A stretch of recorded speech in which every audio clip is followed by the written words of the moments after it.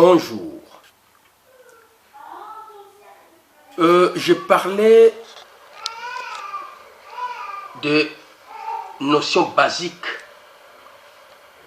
de la théologie classique à la 13e partie de notre intervention sur les grands chantiers de la théologie kimbanguiste.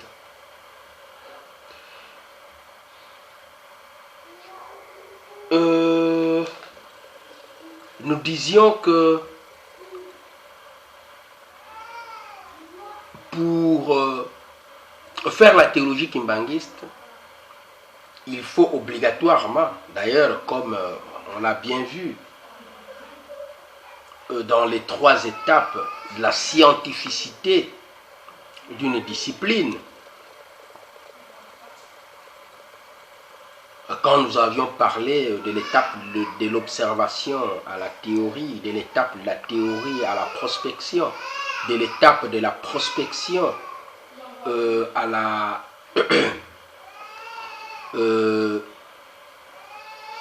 la compatibilité,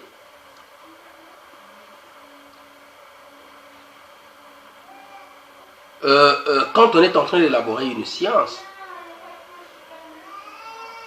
c'est bien sûr l'étape finale de la scientificité d'une discipline. C'est rendre compatibles ces recherches, rendre compatibles ces travaux à la science classique. À la science classique que l'on voudrait bien développer, que l'on voudrait bien présenter. Comme il s'agit de la théologie, pour faire de la théologie kimbanguiste, il faut obligatoirement bien maîtriser ce que nous avons appelé la théologie classique, c'est-à-dire une théologie qui va pour toutes les théologies du monde, c'est-à-dire qui va pour la théologie judaïque, la théologie islamique, la théologie bouddhique, la théologie hindouiste, la théologie chrétienne catholique, la théologie chrétienne orthodoxe, la théologie chrétienne protestante, la théologie chrétienne kimbanguiste. Donc il faut obligatoirement maîtriser ces notions basiques de la théologie classique. Et nous disions que, premier point, il faut bien maîtriser la définition et les différentes définitions de la théologie, les sujets et l'objet de la théologie, avec toutes les problématiques qu'il y a sur les sujets et l'objet de la théologie, analyser tous les courants pour bien comprendre ce que c'est la théologie.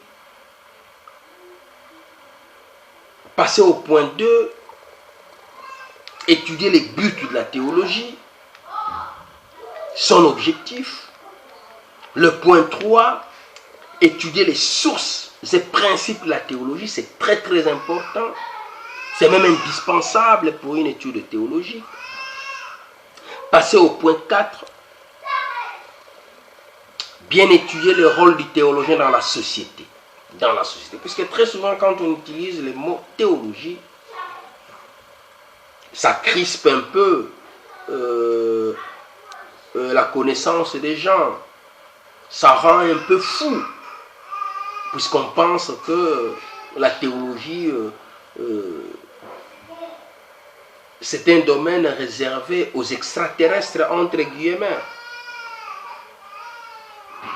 Alors après cela, il faut également passer au point 5, c'est-à-dire étudier l'histoire de la théologie, ou alors faire l'étude des grands penseurs évangéliques sur Dieu, c'est-à-dire étudier les pères de l'Église,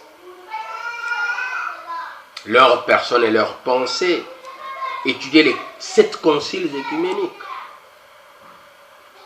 étudier Saint Augustin, sa personne et ses pensées, ses travaux, et enfin étudier Saint Thomas d'Aquin, sa personne et ses travaux. Et cela n'empêche pas qu'on étudiait également les pensées de tous les théologiens qui se succèdent dans l'histoire. Cette démarche reste générale, valable pour toutes les théologies, qu'elles soient judaïques, islamiques, bouddhiques ou chrétiennes, catholiques, orthodoxes, protestantes et kimbanguistes. Voilà, nous venons là de brosser, je dirais, une première partie, une introduction à notre grand chantier de la théologie kimbanguiste. Ce n'est qu'une introduction au grand chantier de la théologie kimbanguiste. Et à la prochaine, nous allons essayer d'étudier, n'est-ce pas, le corps de ces grands chantiers. C'est-à-dire là, nous allons essayer de faire disons que de faire un point sur les notions basiques de la théologie classique et puis passer à la constitution de la théologie proprement kimbanguiste.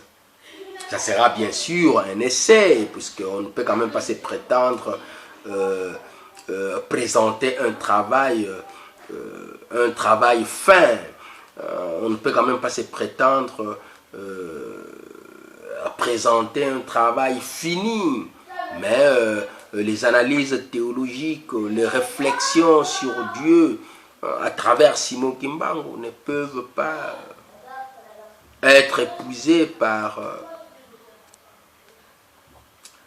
le seul travaux de votre humble serviteur. Pour cette première partie, nous nous arrêtons là. Probablement, on pourra se revoir à la prochaine pour continuer notre intervention sur les grands chantiers de la théologie kimbanguiste. Je vous remercie et à la prochaine.